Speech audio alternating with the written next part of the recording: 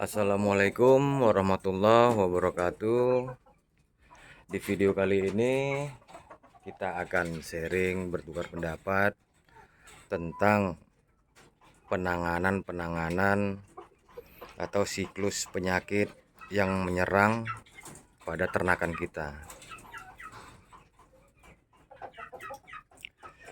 Di mana di bulan-bulan ini banyak teman-teman peternak yang lain, saya lihat banyak yang ngeluh di sosial media, ngeluh tentang ayam-ayam mereka yang mati mendadak, kena aratan, kena virus. Nah, di sini jadi kita sharing dulu untuk cara penanganan dan siklus-siklus penyakit di bulan-bulan berapa aja yang dapat menyerang ternakan kita. Nah, di sini juga sangat berpengaruh dari cara penanganan kita, baik itu penyemprotan, fumigasi kandang, pengasapan, pemberian vitamin. Itu sangat penting buat teman-teman yang mempunyai ternakan. Jadi saya akan sharing di sini sesuai pengalaman saya. Itu di bulan-bulan ini, di bulan September, Oktober, November, itu bulan-bulan yang sangat rentan sekali ayam-ayam kita terserang penyakit. Ya, baik itu virus, ya kan, aratan, gumboro dan lain-lain, berak hijau. Itu banyak menyerang peternak-peternak teman-teman kita sekalian. Jadi di bulan September, Oktober, November itu memang kita harus intens penanganannya. Ya, baik itu penyemprotan kandang, ya kan, pemberian vitamin, itu harus benar-benar rutin kita berikan. Jadi untuk penyemprotan kandang itu harus kita lakukan 3 hari sekali, ya kan, 3 hari sekali di musim hujan. Kenapa? Karena setiap hujan turun itu kandang-kandang kita akan lembab. Disitulah bakteri virus berkembang. Jadi wajib kita semprot, ya kan. Terus yang kedua, fumigasi atau pengasapan seperti ini. Ini kita lakukan di pagi dari jam 9 boleh, dan sore di jam 5 dan jam 6, fumigasi pengasapan, kan. Yang ketiga, pemberian vitamin, jamu, B kompleks dan lain-lain sesuai yang teman-teman lakukan pemberiannya apa-apa aja. Kita harus rutin, jangan kita lalai. Gara-gara kita lalai sepele, ternakan kita habis, ya teman-teman. Nah, jadi di musim penghujan ini kita perhatikan benar-benar biosecurity untuk kandang kita, ya kan. Itu tadi yang sudah saya jelaskan, penyemprotan, fumigasi atau pengasapan, pemberian vitamin, jamu dan yang lain-lain.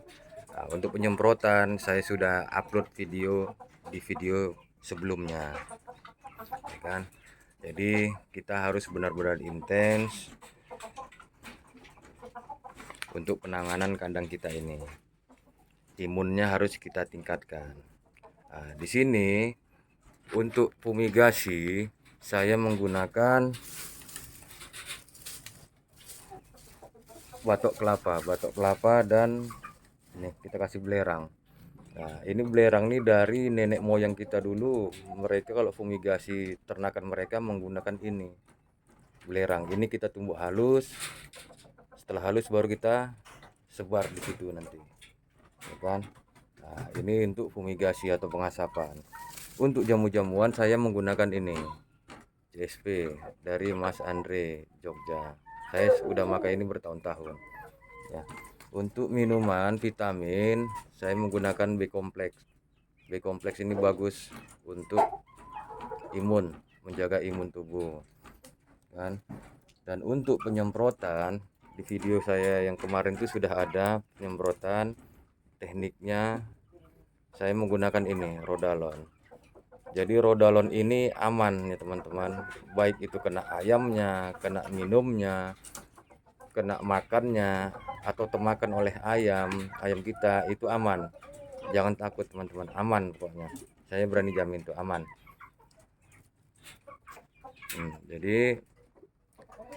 Jadi kita harus disiplin untuk penanganan kandang-kandang kita, baik itu pemberian pakan, minum, tempat pakan yang harus bersih.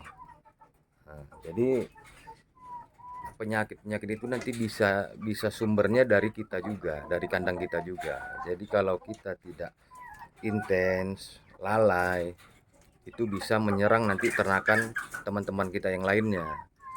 Ya, jadi kita harus benar-benar intens. Jadi penyebaran virus ini bisa dari luar, baik itu dari udara, dari pemberian minum kita yang tidak bersih, tempat pakan yang tidak bersih, pemberian yang tidak baik. Nah, jadi tipe-tipe penyakit ini dia biasanya itu menyerang ayam-ayam kita seperti aratan, terkena virus, gumboro, berak hijau, dan yang lain-lain. Tetelo, ini biasanya datang dari luar ya teman-teman, ya dari udara tadi juga. Jadi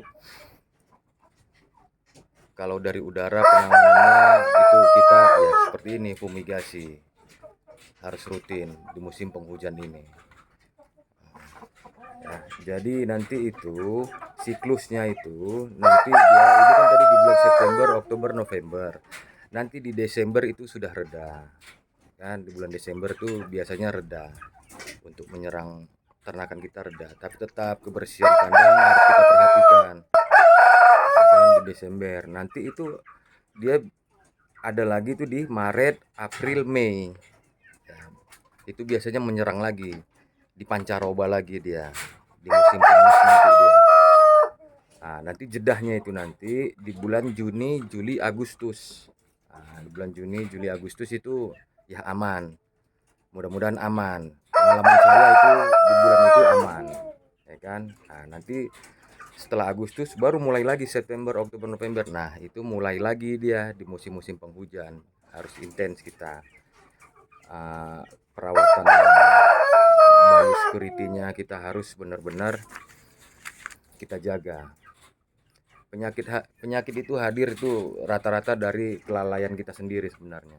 Dari pemberian pakan, air minum, penyemprotan, mencuci, menjaga kebersihan tempat pakan minum kita, ya kan. Itu harus benar-benar kita perhatikan. Nah, jadi saya ingatkan kepada teman-teman untuk kandang itu harus kering. Nah, seperti ini, kering. Kandang kita kering. Ya, jadi kalau ada genangan air, cepat-cepatlah kita tutup atau kita keringkan untuk genangan air, karena disitulah cikal bakalnya virus-virus, bakteri itu berkembang, dapat menyerang ayam-ayam kita. Nah, jadi intinya teman-teman, kita harus tahu dan mempelajari siklus-siklus penyakit yang dapat menyerang yang tadi saya sebutkan. Di bulan September, Oktober, November, nanti dia reda di Desember, ya kan. Nah, nanti mulai lagi dia di Maret, April, Mei. Nanti dia ada jedahnya lagi di Juni, Juli, Agustus. Begitu terus. Jadi kita harus benar-benar paham dulu siklusnya. Ya, paham dulu siklus tentang bulan-bulan yang menyerang ternakan kita dari penyakit. Ya, mungkin itu dulu. Bagi teman-teman yang mau bertanya lagi kepada saya, boleh monggo di komentar. Insya Allah sebisa mungkin saya jawab dan memberikan solusi buat teman-teman. Terima kasih. Semoga ternakan teman-teman sekalian sehat, aman, murah rezeki. Sampai di sini dulu video saya. Kita tunggu video berikutnya. Wabillahi taufiq wal hidayah. Wassalamualaikum warahmatullahi wabarakatuh.